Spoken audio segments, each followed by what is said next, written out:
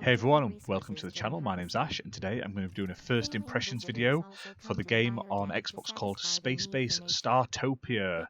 Now, this is basically like a space station management game. So I'll quickly jump into the description and we'll go from there. So Spacebase Startopia captivates with its original mix of economic simulation and empire building strategy paired with classic RTS fights. In addition to the single player campaign and skirmish mode, there's also a competitive and multiplayer co-op mode for up to 4 players, as if maintaining the 3 space station decks, entertaining the 8 alien races and defending against invaders were not enough of a challenge. The dynamic narrator AI is not going to mince matters and commentates the events. So the 10 mission fully dubbed single player campaign will require all your skills as a commander of the Spacebase Startopia as you strive to create one of the most attractive trade and tourism destinations to the known universe. Each of the 3 decks will require your leadership skills, with the sub-deck containing all of the rooms vital to survival, with the fun deck focuses on your visitors and flora and fauna found in the bio deck, and that provides sufficient resources for survival as well as a home to the graceful dryads. Prevail against your competitors, for you are not alone on the space station. Sabotage your opponent's economy or attack them with your mech units. Conduct trade and beware of space pirates eager to board your station. The dynamic narrator AI Val reacts to your decisions and is always at your side in both word and deed. And the occasional extremely unqualified comment. In addition to the extensive single-player campaign, an individually configurable sandbox mode, as well as both a competitive and multiplayer mode for up to 4 players, awaits you. Now, this was released on the 26th of the 3rd, 2021. It's developed by Realmforge Studios, and it was published by Calypso Media Group.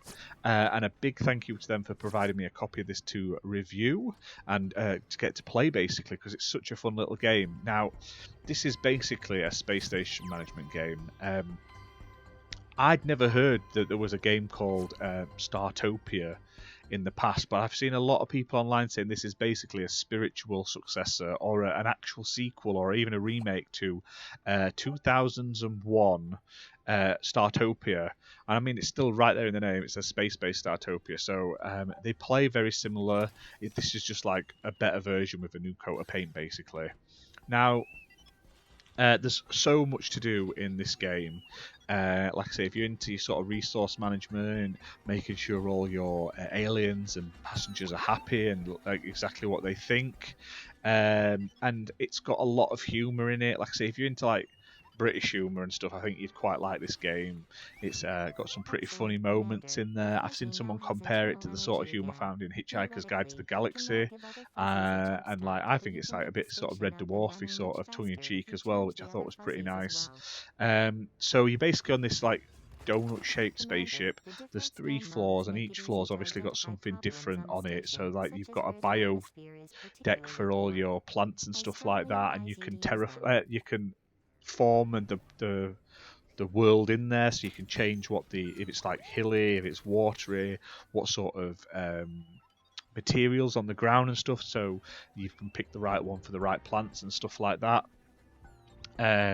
You've got a sub deck where you put all like your security, recycling down there, air cleaning stations and stuff like that. And then there's a fun deck where they have like it's like parties. You've got like the DJs and all the lights and the gambling and gaming and stuff like that, and it's all sort of like flashing neon lights and stuff like that. It's pretty cool.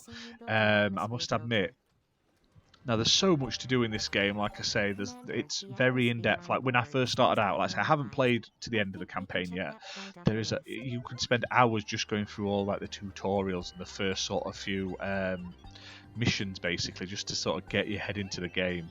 And there's all sorts of stuff like upgrading, putting out fires, fixing things, combat and stuff like that. So it's very in depth. It'll take a lot of time. You get a lot for your money, basically. It's a very heavy game in that sort of sense.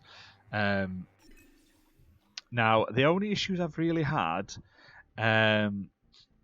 is the camera to me, because obviously you're on this donut ring basically. So you sort of spin, it sort of spins round, and you can turn and spin like it's on the floor, but it's also on the ceiling, if that makes sense, like on a wheel, like the inside of a wheel.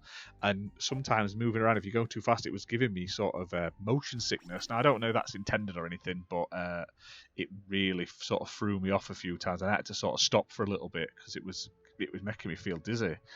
But the computer character that deals with like the assistant, the computer assistant Val, is funny, proper sassy and stuff like that. She proper gives you shit, and she doesn't hold back when you make a mistake and stuff like that. Really sort of tongue in cheek. I haven't played the original Startopia, so I can't compare it to the original, how it sort of stacks up, or if it's better, if it's worse. All I can go off is what I've played, and so far what I'm playing in this game is really, really fun. It's a bit more in depth than stuff like Roller Coaster Tycoon, and I'm trying to think what else has come out recently. The 2 Point Hospital, they're a bit.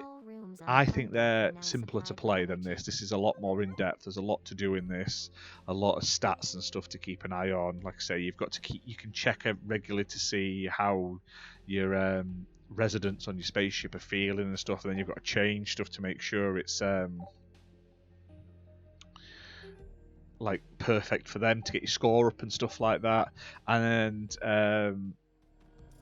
yeah, it's not too bad. Like I say, I mean, the camera's the worst bit for me, like I say, but there's loads of stuff to do in it. Like I say, there's a co-op mode which I haven't played, but it sounds pretty fun, to be fair, playing in co-op and stuff like that. So I may have a try of that, and before I do a final full review. Now, this is out at the moment. It's normally £45.99 at full price, which I think is. You're getting a lot of your money, so if you're into these sort of games, you'll probably really enjoy it. But I feel that's quite expensive for the game itself. But at the moment, it's on sale at 40% off in the ultimate sale that's currently on the Xbox store right now. So you save £18.40, so it's only £27.59, which is a really a much better price.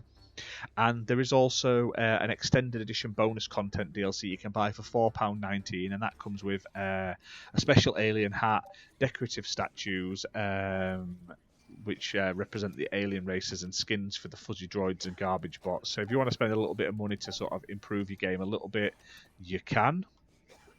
Now, this does work on the Xbox One and the Xbox Series X and S, and it is optimized for Xbox Series X and S. It's got smart delivery, and it's got 4K Ultra HD, so there's lots of updates there. Now, achievement-wise, only one person is tracking this as completed on True Achievements out of a few hundred that have marked that they've started playing this game. Now, a lot of them like complete the mission, so they're pretty easy to get, and a lot of the stuff is just sort of built up over time, like and doing certain things on certain missions. So if you really want to go for the completion, I recommend at least just reading what the achievements are before doing some of the missions, because like I say, some of them can only be completed on certain missions, like complete the system crash mission without the energy core falling below 50% and stuff like that. So you need to know that before you complete that level, basically. But they're not stupidly hard. It's just a time-consuming game, basically, because there's so much to do in it, which is always a good thing. But I highly recommend checking it out if you're into your strategy, your simulation, and your sort of resource management and your room management type of games. Like if you like Roller Coaster Tycoon, those sort of games, then you'll probably really like this. If you like sort of games with a lot of tongue-in-cheek and a lot of witty banter and stuff like that, and a bit of British humour, this is the sort of game for you as well. So I highly recommend checking it out. Like I say, once I've put a few more hours into the campaign, I will do a full review. I just don't want to review it till I've completed the campaign, basically, because I don't think it's fair to give it a full review till then. All I can say is I am enjoying it. It's a bit stat heavy, a bit menu heavy, and the camera sort of messes with my head. That obviously won't affect everyone, but they're the only major issues for me. Like I say, I'll be doing a full review of this at some point in the future. Please like and share the video, and like I say, check out the channel because we do reviews, first impressions for not just Xbox games but Switch, PC, all sorts. And we do our weekly podcast every Saturday at 8 PM UK time. But that's it for this video. Bye for now.